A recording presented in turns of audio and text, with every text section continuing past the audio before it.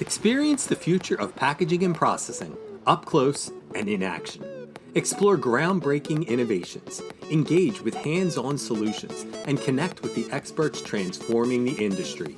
See how these advancements can revolutionize your products, production lines, and business. It all starts here. Don't miss out. Register today at packexpolasvegas.com/unpackedpod.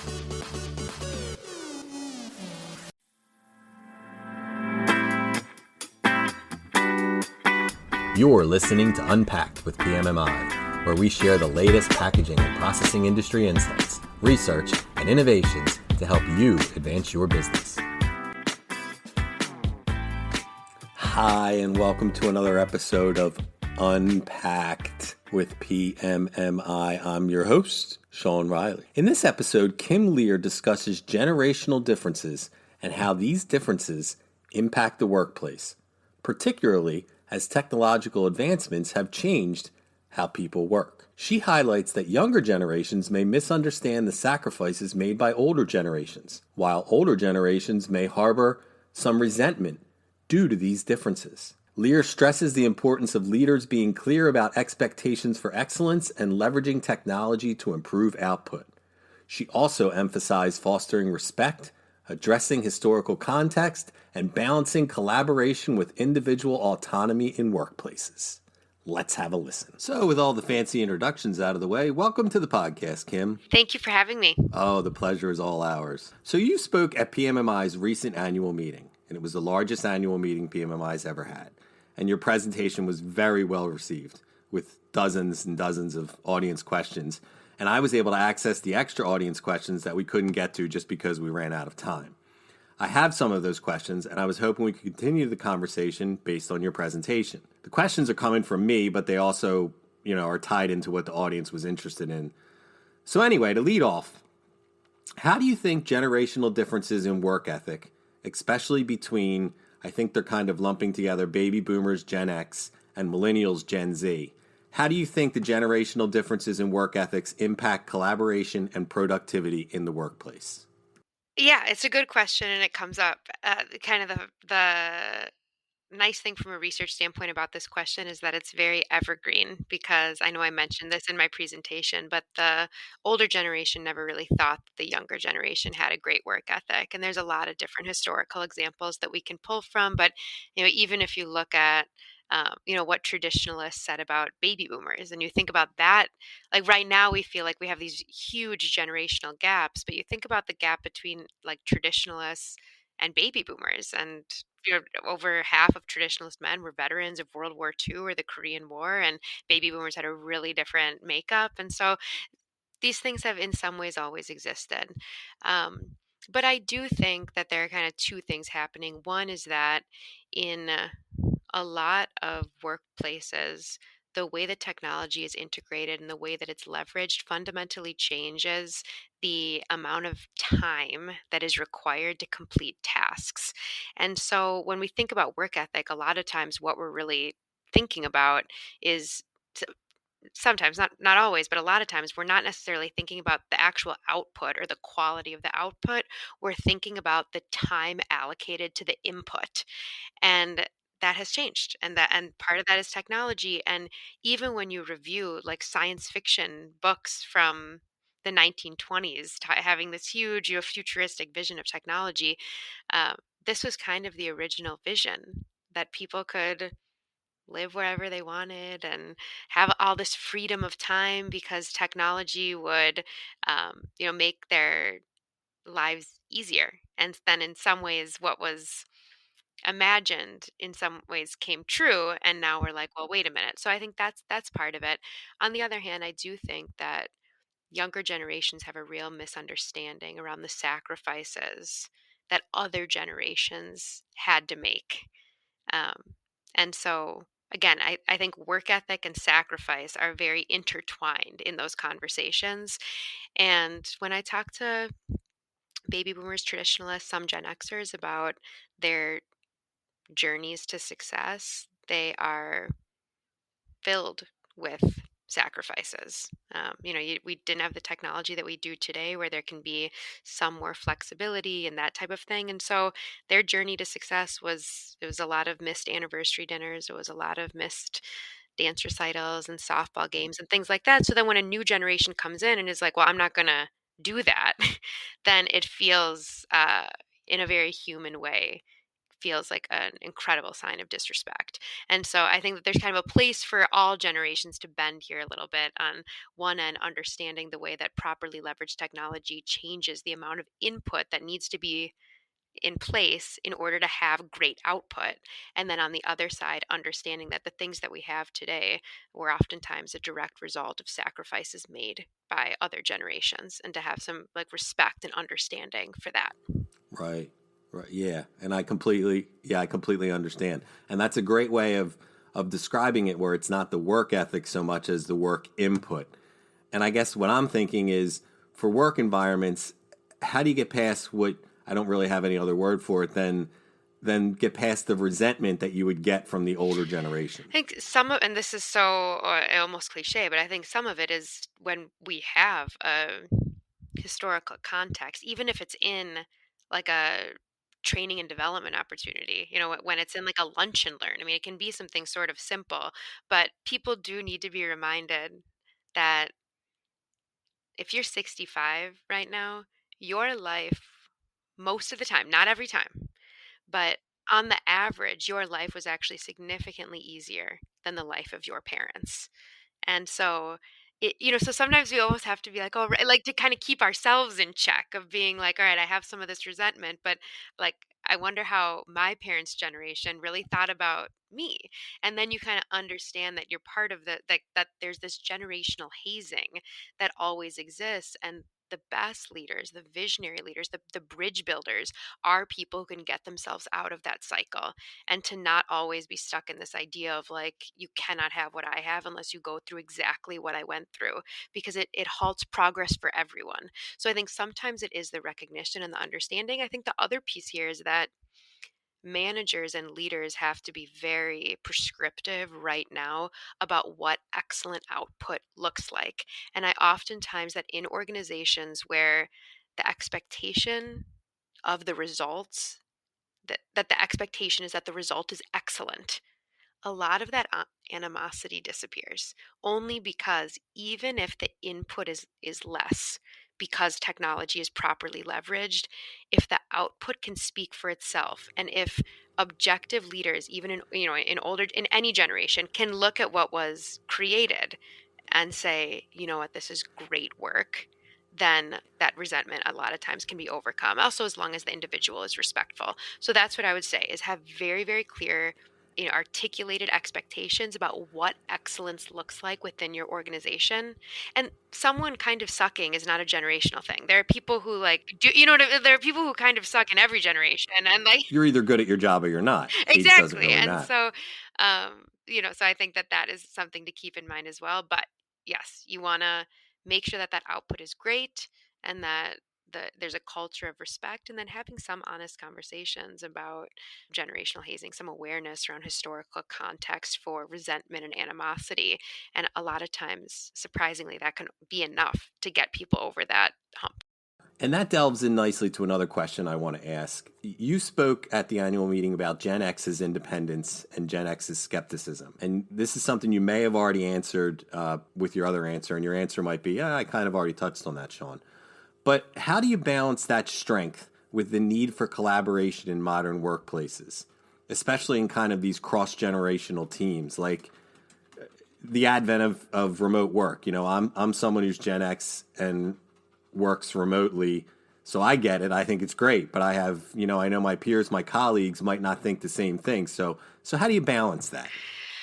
One thing that I've seen, and I'll kind of use remote work as an example, just because a lot of times people who operate a lot more independently are really comfortable with this. But there's also no denying that it has deteriorated aspects of culture and cohesion.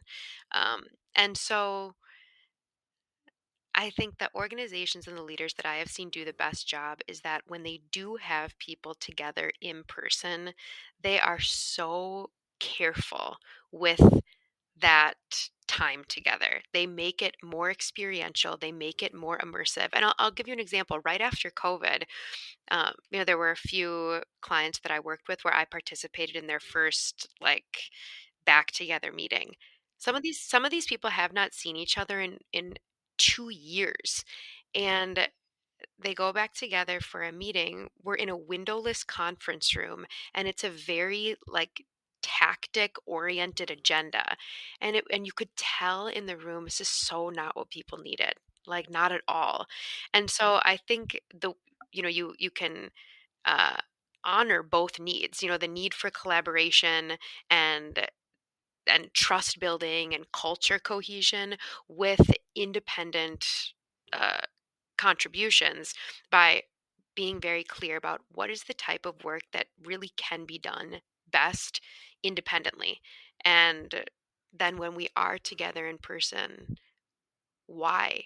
Why are we there together, and what is the goal? And there was one organization I worked with where like their main goal is they wanted people to leave this with people having inside jokes with one another. They want, like this type of things that then when you do so that real collaborative piece, so that the people when they work remote and they do want to collaborate more, they already have a better inroad into their colleagues to understand like what do they see as really respectful behavior, how extroverted or introverted are they, it's that type of thing. And so I think that is really the best way to find that balance between independent contribution and honoring someone's autonomy, while also finding the room and place to collaborate more effectively on the things that need it and maintain a sense of culture, even if people are not together as often. Yeah, I can picture that room without any windows being very sterile and difficult to work with.